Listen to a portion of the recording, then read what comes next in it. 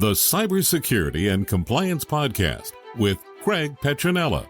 Learn about the most current IT security threats in ransomware, phishing, business email compromise, cybercrime tactics, cyber heist schemes, social engineering scams, as well as hints and tips from leading professionals to help you prevent hackers from penetrating your network and dropping ransomware or malware payloads. This podcast will arm you with the best info to defend your network against the latest cyber crimes. Don't forget to like and subscribe. And now, here's your host, Craig Petronella.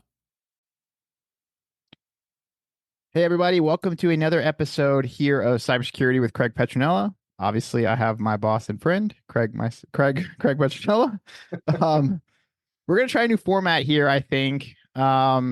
Me and Craig have been talking a lot about breaches and how things happened. Obviously, here at the cybersecurity company, we focus more on a defensive approach.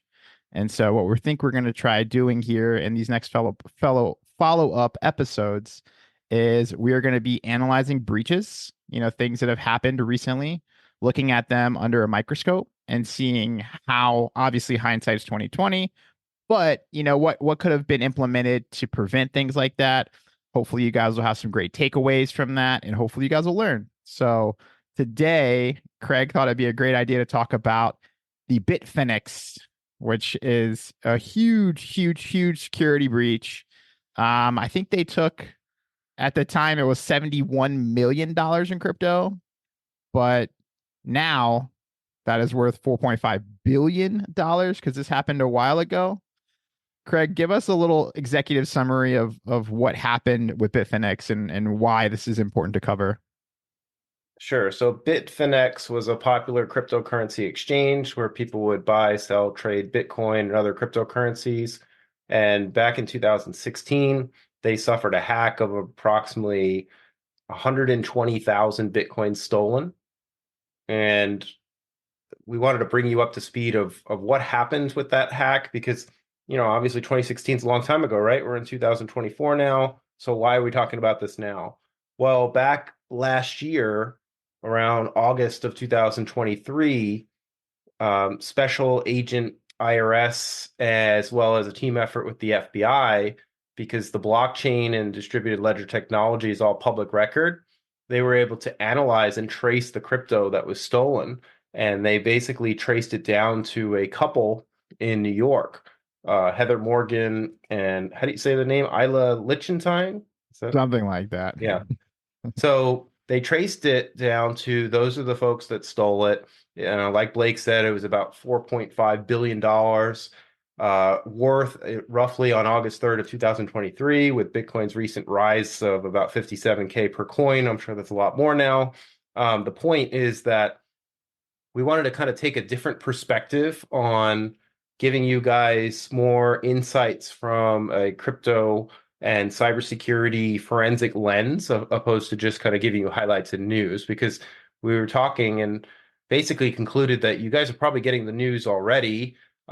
We like to give our take on the news, but I thought, and Blake thought, it would be interesting to kind of see if we dove a little bit deeper into the depths of how we would view from a forensic lens and from a cybersecurity and in this case a crypto lens around what happened, who suffered, why did what is our take on it, what could you do as a consumer to protect yourself, all that fun stuff. So basically these guys got caught because, like I said, all the crypto trading is on blockchain, which you can't fudge or fake. It's all immutable. And anybody that uses cryptocurrency for cybercrime, your days are numbered, because they will find out where the breadcrumbs lead to.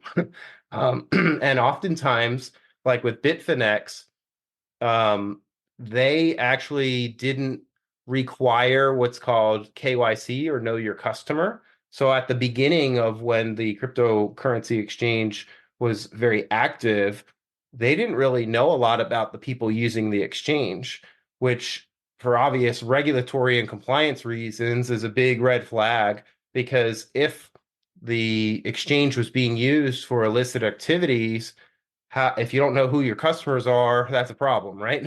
So, how could you prove that there wasn't funding of terrorist organizations or sanctioned countries or, all sorts of bad stuff, right? So circling back to this particular topic here, everything was traced back to this couple. They were put in prison, I believe, and the government seized most of the Bitcoin that was stolen. And the people that were on this exchange that suffered the hack and left crypto on the exchange, they suffered losses. So they're trying to, much like what happened with the FTX exchange, the regulatory authorities are trying to work together to basically make the people whole again. Well, giving our take on this, first of all, the cardinal rule is you shouldn't really store your crypto if you're trading crypto on an exchange. You should avoid storing your crypto there wherever or whenever possible. And again, none of this is any kind of financial advice. We're just giving you our cybersecurity perspective on best practices in security. But any questions, Blake, so far? I mean, something that I think is really important is obviously we know what happened, but we don't know why it happened.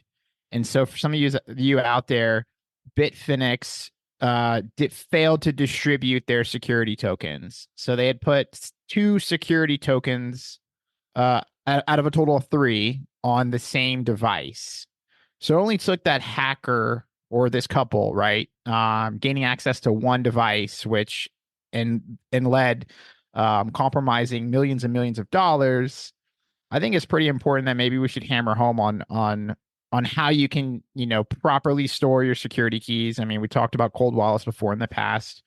And maybe any other steps that you might take to distribute, the secure tokens or the passphrases, the security keys for said wallets.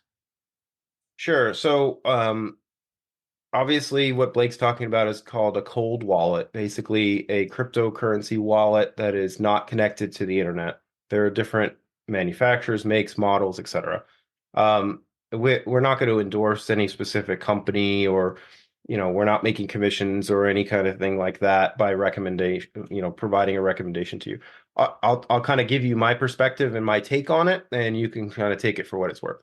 So the majority of crypto users that trade crypto, they're probably not the most technically savvy. And if that is the listener, my best advice would probably be to use something like what's called a Tangem wallet. I don't know, Blake, if you've ever seen them. They look like kind of like a metal credit card. Yeah. I don't even know if they're metal. They might be plastic, but they kind of look that way.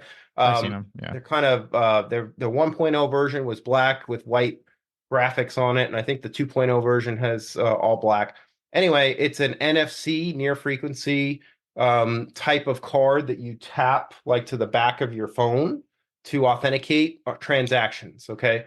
Now, there has been speculation and some concern about this particular Tangem wallet and company, because here's the deal, folks. When you are putting your money on or crypto on a cold wallet, you do have to have some kind of trust with that vendor, right? And I don't know about you, Blake, but you may have heard about the recent stories with Ledger. Ledger is another, make and manufacturer of a crypto wallet.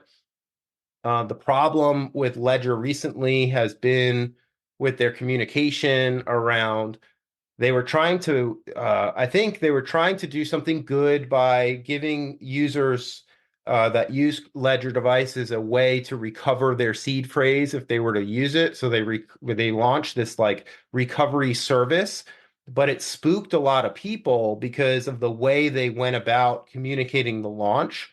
And basically they lost a lot of trust in the community because people thought that, hey, if they can recover wallets for people for a fee, they must have access to my private key. And that spooked a lot of people, including myself. So again, going back to Tangem's a super easy, inexpensive solution. I think you can get like a 3-pack of them for less than $100, which is cheap in the crypto world. If you want something very technical and high end or extreme, they have a different brand called Engrave. There's an engrave and a graphene model, which graphene is a metal plate that you store and punch your seed phrase onto.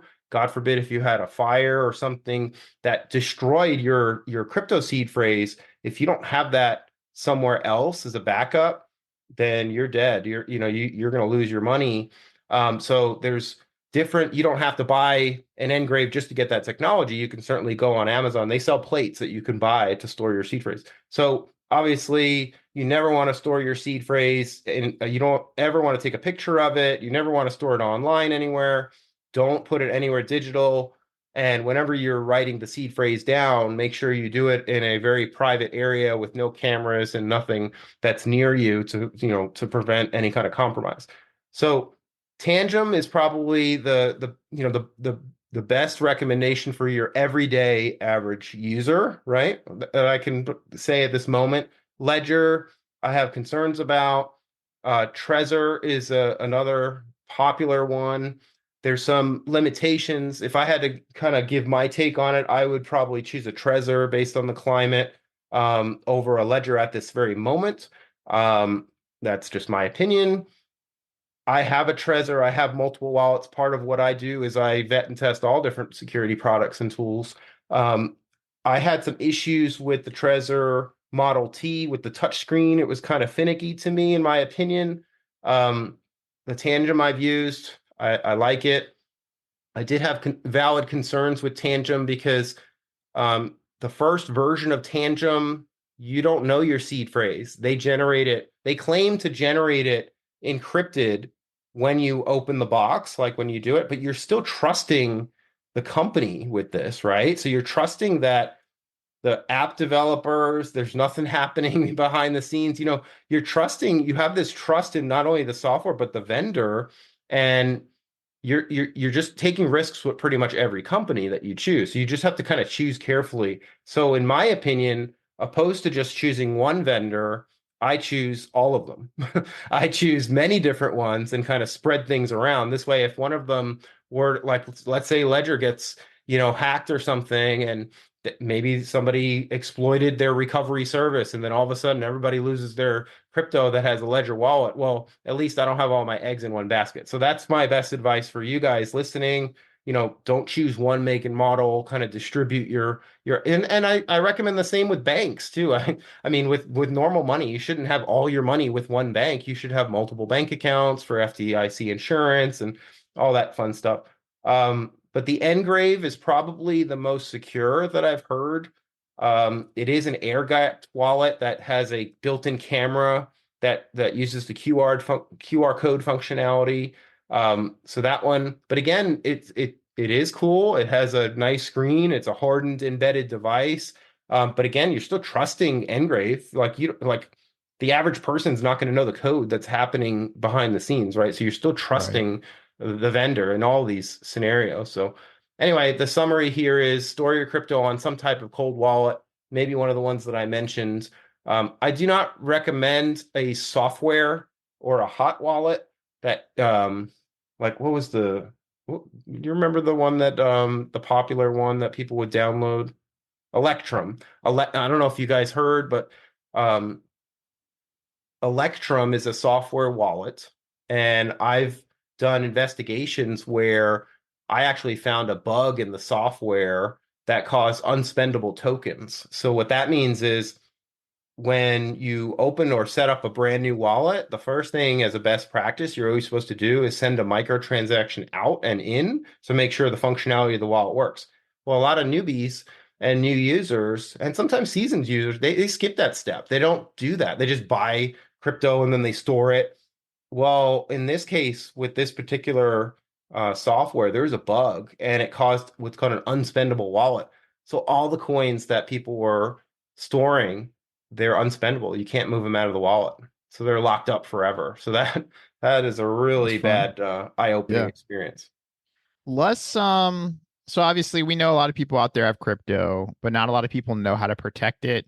So if you could give obviously we talked about cold wallets and storing the passphrases. If you could give top 5 maybe takeaways to our listeners here's things you need to make sure you've put in layers, right? We always talk about cybersecurity in layers, like the onion, right?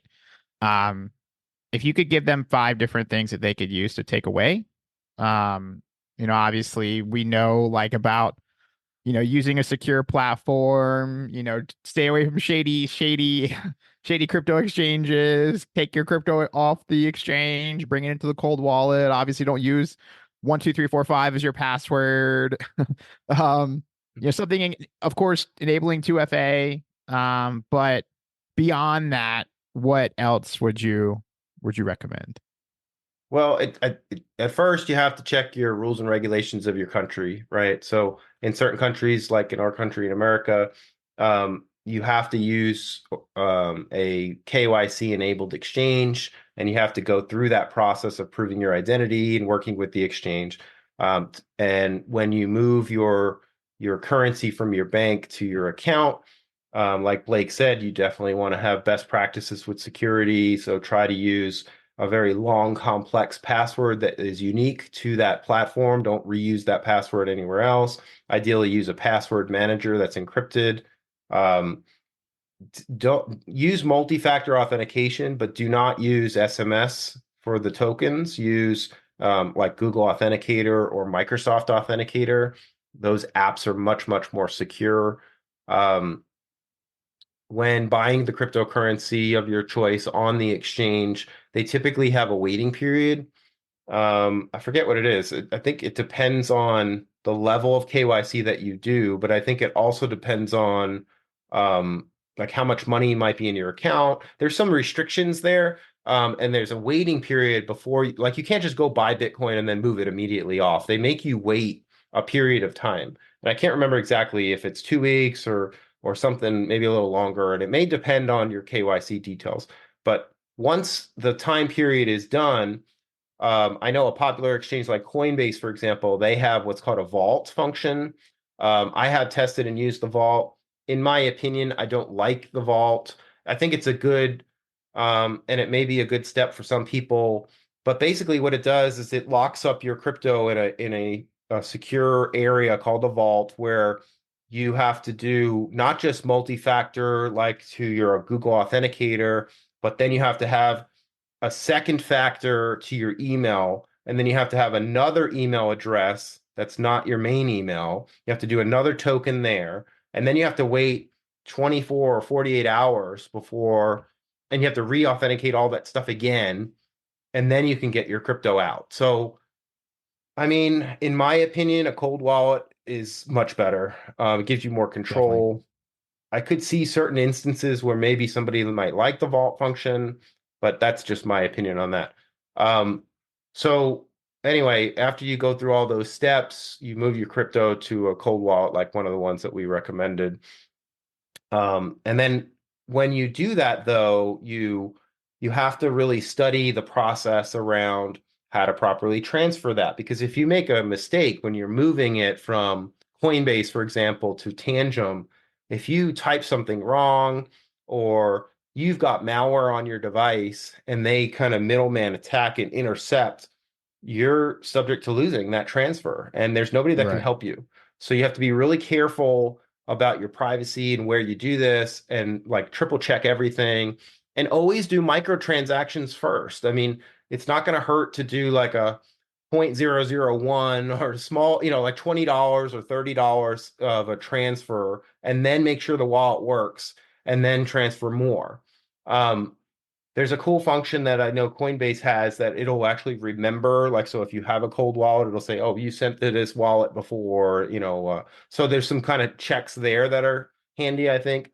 I think also it's good to have multiple exchange accounts so that if there was an issue, I know that in the past in 2021, when things got crazy, there were some issues with exchanges getting overloaded and things like that. So you never want to be stuck in a position where you just can't, either sell or get out if you want to sell or transfer, and you're stuck. So you always want to have multiple options. So again, like I said before, multiple exchanges are good.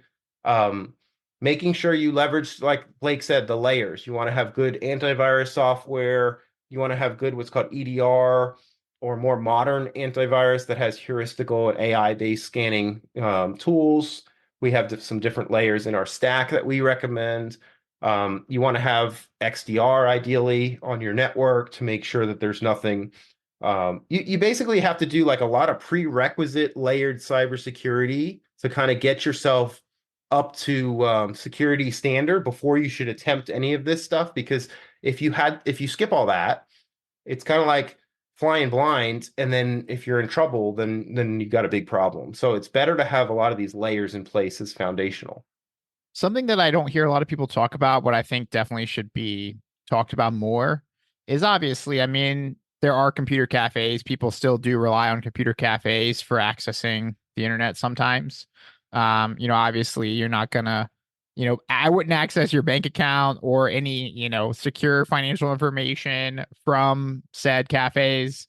Obviously, public Wi-Fi also is the same. So if you bring your laptop to a library, obviously avoid accessing your bank account and your cryptocurrency or your crypto exchange through that. And something that I don't really hear a lot of people talk about is obviously we a lot to think about, obviously people who are keeping crypto or preserving crypto for the long period of time. Like we're bullish and we're holding, right? Most of us. But something that I've never really heard anybody talk about is, let's just say, for example, something happens to you, obviously making sure that wealth gets transferred, to your children or your family. Yeah, so those are good. So I'll touch on both of those real quick before you go on more depth. So the first one, the reason why you don't want to do crypto trading or bank account work in a cafe or an airport or a busy area is because hackers have been known to um, transmit fake cell towers and fake Wi-Fi networks that mimic what you think is real. So like, let's say you're at Starbucks and Starbucks has a Starbucks guest network.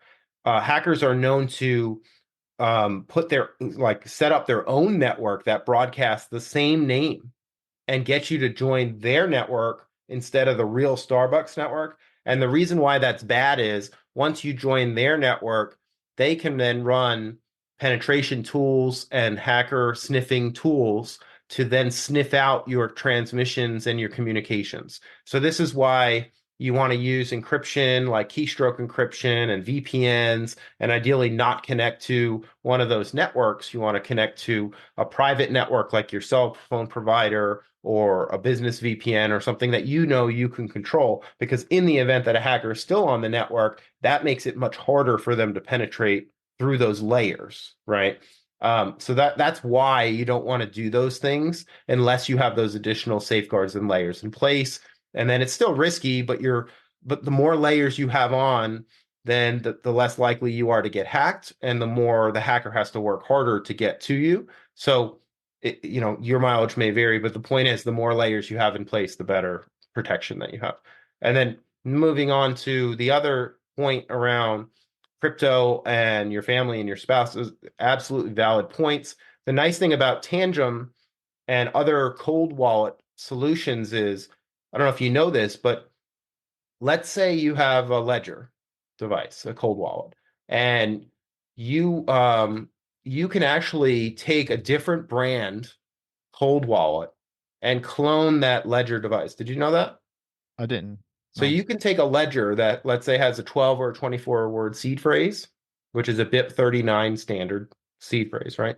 You can take that wallet, those 12 words, and I can buy the new Tangem 2.0 does support seed phrases. I can restore a wallet to Tangem. So I can have a ledger on my left side and a Tangem on my right side, and they're the exact same wallet, but just you're using two different manufacturers to communicate with that wallet. Does that make sense? Yeah. Yeah. So in that context, you can then clone like 2 or 3 of them and then give them the family members and then give them the PIN or whatever. So then in the event that you get hit by a bus, God forbid, something happens, they can control your funds. Obviously, you have to trust them because you don't want something to happen that while you're alive, But my point is that that's a layer of redundancy that you can choose. With Tangem, you can buy the 3 packs. You could have 3 different backups. and you can distribute those in different places. So like family member, another part of the country, whatever, and you can do that. They have what's called multi-sig wallets, where with a multi-sig wallet, you actually, it's kind of like two keys to open the lock. So both sides have to submit. There's have you ever heard of Shamir? I haven't. No. So Shamir is a type of multi-sig. So if you look that up, it's I forget it's longer than your typical hold on. It's longer than your typical seed phrase. Okay, here it is. Yeah. Here we go. So Trezor has a model of that supports the Shamir. It's so basically you need to have how many? It's called 2 of 3, and okay, 20 words. That's what I was looking for. So Shamir backup uses 20 word shares, which are 128 bits in strength, and then you could also do a 33 word share. So basically, in this context, you have multiple seed phrases, and you have to put them together to be able to control the said wallet. So that's another option for family members, or you could do like a 2 of 3. So this way, like 2 people would have to be able to be in control to be able to make a transfer. So that's an option. Obviously, at its bare bone minimum, you like could put that seed phrase in your will, or somewhere safe and secure. Again, you have to really protect that thing, because you don't want to even put that with like a law firm, because if the law firm gets hacked, then your wallet's going to get drained. So just be real careful. The graphene plates that we talked about, they have some encryption options as well, where you can get multiple plates that have to be stacked together to get to your seed phrase. So you can, if you give one plate, like if I give one plate to Blake and I have I have the second plate, he can't do anything with that first plate without my plate. Right. So that's I another like that. option. That's a great option. Yeah, so that's my favorite, in my opinion. But yeah, those are all ways that, there's another thing that's going on, which gives a good segue into this topic. Have you ever heard of pig butchering? I think we talked about it briefly, but you probably need to refresh my mind, because I'm running it at 110% right now. So. Yeah.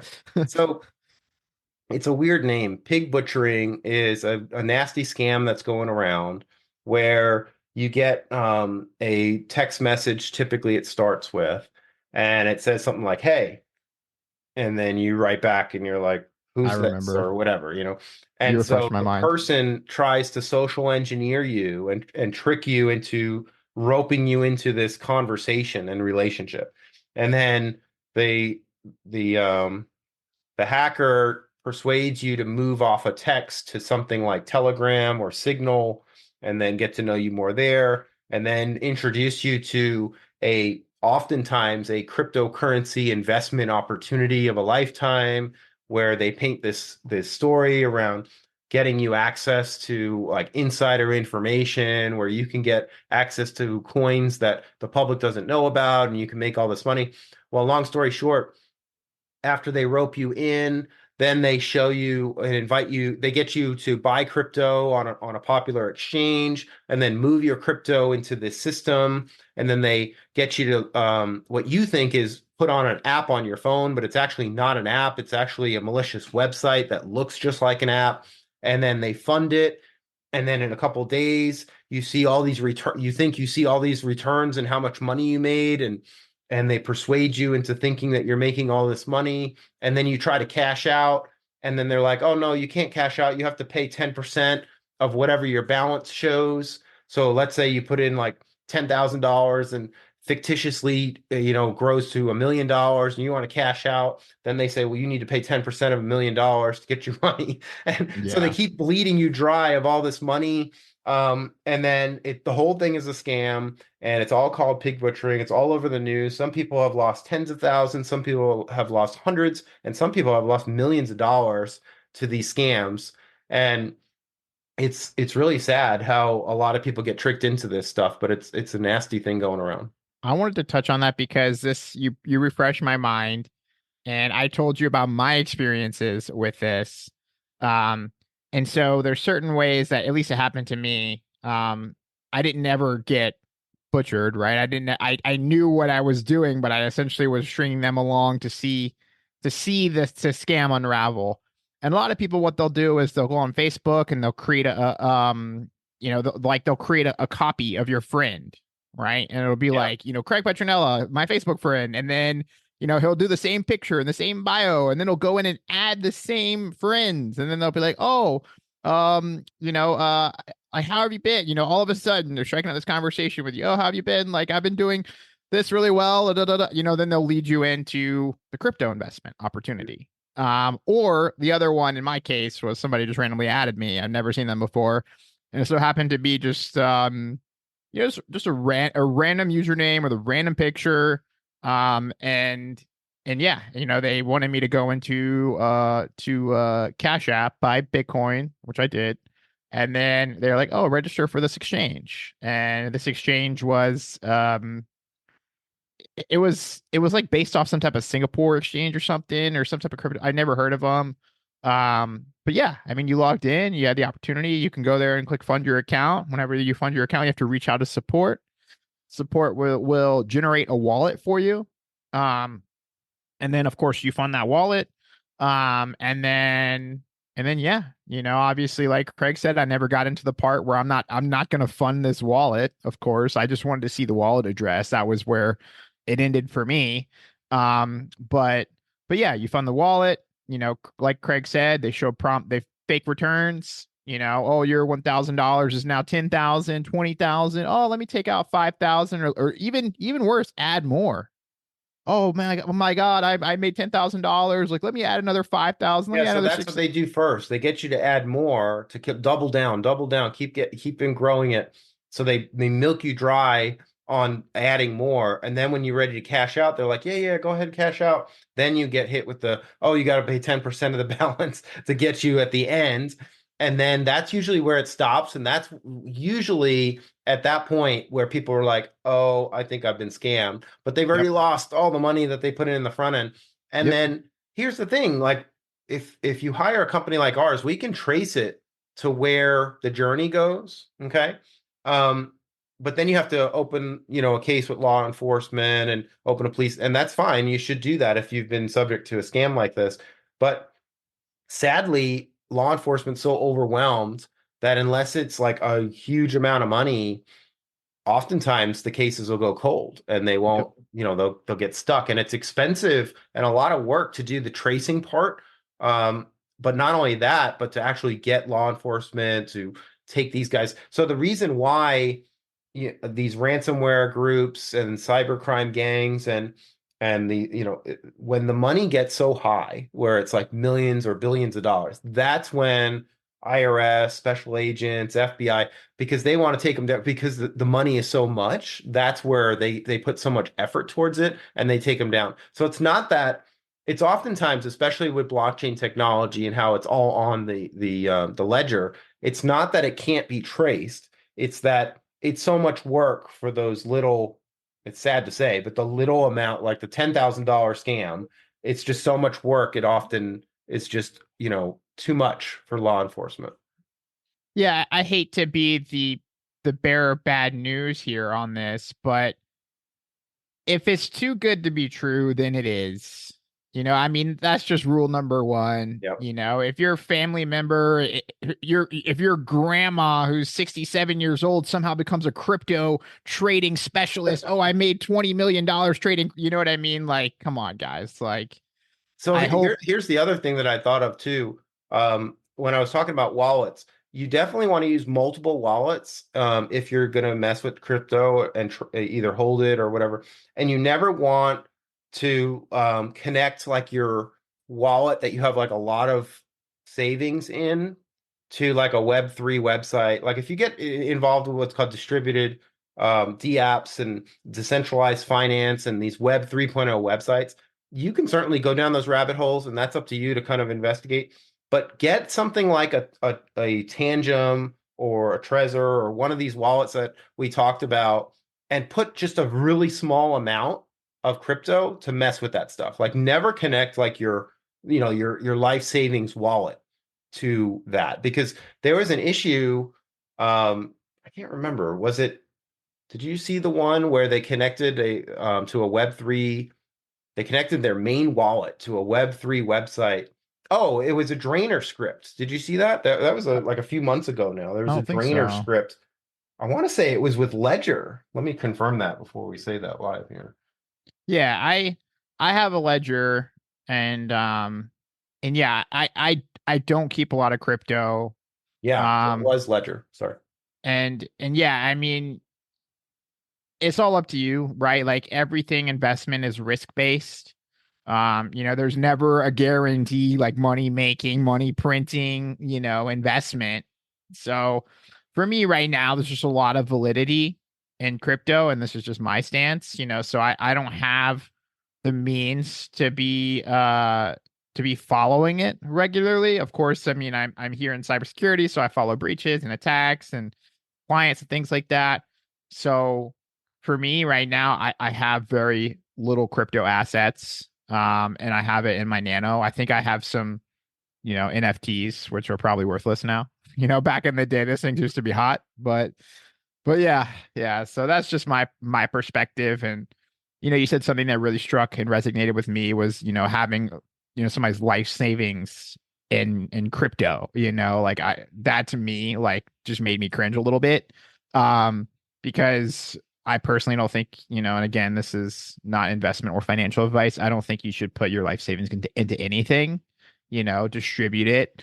And even from an investment perspective, I am one of those guys that uses a lot of ETFs just because, again, I don't have time to manage it. So, essentially you are paying that small nominal fee for somebody who's way more talented and way more skilled than me to manage that. And I mean, it doesn't have as much validity, and I mean, and you've seen cryptos go 50% overnight or 100% or 200% or 1,000% overnight, going from, these little like altcoins to these behemoths, right? And that's not realistic. That happens in a really small percentage of crypto coins. And, something I've noticed a lot is, especially when you start to get the influencer perspective, like a lot of influencers, when they're talking about crypto, like those are cryptocurrencies you probably need to stay away from, you know? Yeah, so Um, I think what you're talking about is a lot of the like back in the day, it was ICOs and it was new coins and get your yeah, airdrop and one coin yeah, the more popular one now that a lot of people is Monero, which a lot of people are talking about, a lot of influencers. And I mean, look at Ethereum Max, right? That's another one that Kim Kardashian was promoting. Jake Paul, they used it for these boxing matches, these YouTube boxing matches to buy tickets or whatever. And that thing went down. I mean, anything that an influencer is talking about, like, obviously put your magnifying lenses on, your high prescription glasses and do your own homework. Just don't buy it because somebody else says it's a great token or an altcoin or they're making money doing it. You need to be very, very, very cautious of that. Um, because the last thing that somebody would do is if they're making a shit ton of money doing it is, promote it, right? That doesn't seem to be the smart thing to do. Like, hey, if I've got a money printer here, the last thing I'm gonna do is, in my garage, I'm gonna leave my garage door open with my money printer so everybody knows I'm printing money. You know what I mean? So yeah. Well, from, I mean, I think that's good advice. And again, not financial advice or of any course, direction, or these are strictly our opinions. But I think yes. that at least from my opinion and my perspective, I think Bitcoin specifically is with the fixed supply of 21 million and with all the people that have been hacked or not. You heard about the guy that was diving through the trash and dumpsters that lost his, oh yeah, there was a guy that lost thousands of Bitcoins. He had them on his computer hard drive and he Oh threw his yeah, the computer dump. away. Yeah, the dump. He recycled Yeah, his yeah. computer. Well, Yeah, anyway, yeah, there's I heard that. tons and tons of people. That's just the people that have come forward. There's tons of people like that. The point is that Bitcoin's the only cryptocurrency that has that fixed finite supply. It's truly decentralized. There's no person, nation state, or any central authority control. And that's what makes Bitcoin so unique and different. In the world we live in, we talked about in cyber and compliance about trustless technologies and how, you can't really rely on one vendor to do something. Or, I mean, look at the SolarWinds hack, look at Microsoft was hacked a few days ago. Microsoft Azure, it was like the worst hack in Microsoft's history. We trust these vendors that we all are, they're in our ecosystem. We have to rely on these companies in some way, shape, or form. But as a listener, assume that they've been hacked and try to put layers on your own stuff and try to embrace trustless technology to protect yourself and monitor on your own. Because if they haven't been hacked already, they probably will be in the future, and you want to mitigate your damages as much as possible. But specifically going back to Bitcoin, Bitcoin's the one that has that truly unique finite supply.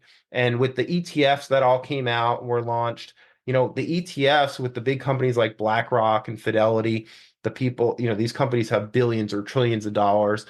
As people, like Blake mentioned, he likes ETFs. That gives the average person an easy on-ramp to buying Bitcoin. It's not the same as holding your own Bitcoin in a cold wallet. However, it does give you exposure to it, and it's traditional exposure, like you might have a 401k or you might have stocks or a brokerage account, and you can easily buy and invest just like you would any other stock. So that's a huge, huge thing that we've never had before, and that's why I think Bitcoin specifically is the one that's so unique and different. And that's why it's got all the headlines. Yeah. Yeah, I think we're kind of wrapping it up here. I think we have a lot of great takeaways on this episode.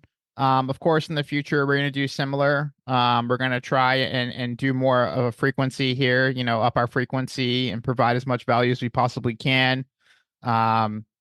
Obviously, we're also going to have some more guest speakers too. We're going to introduce some more guests that are, pioneers in their area of expertise. Just one last thing I will say on the Bitcoin stuff. Just again, do not use your phone number for SMS text pins. We talked about this on episodes and in our trainings around SIM swap attacks. A lot of people have lost tens of thousands, hundreds of thousands of dollars from SIM swap attacks because they had their tokens going to SMS. So then the hackers take over their phone, they social engineer the carrier, and then they get your tokens and then they drain the wallet. So the takeaway here is if you're going to dabble and mess with crypto, make sure you do your own research, get your own education around that, and make your own, strategies and use a cold wallet. And, I'll let Blake take it from here. Yeah. I mean, those are all great takeaways. Hopefully you had your notepads here while you were listening, guys, or you might be driving. Yeah, we're going to save some more great information for our next podcast. Obviously, I'm Blake Ray. This is Craig Petronella. We both work, obviously, at Petronella, Cybersecurity and Digital Forensics. You can reach us online, petronellatech.com. I'm here. Craig's here. We're both here to help anything that you guys need with. Obviously, don't be scared to reach out. I happily talk to a lot of customers. I know Craig does as well. We are here for you. Don't feel like you're doing this by yourself. If there's anything at all you need, don't be ashamed to reach out. And until next time, we'll see you on the next one. Thanks, guys. Thanks for listening to the Cybersecurity and Compliance Podcast with Craig Petronella. For other episodes and more information, visit petronellatech.com. Also visit our other websites, compliancearmor.com and blockchainsecurity.com. Don't forget to like and subscribe. Thanks for listening, and stay secure.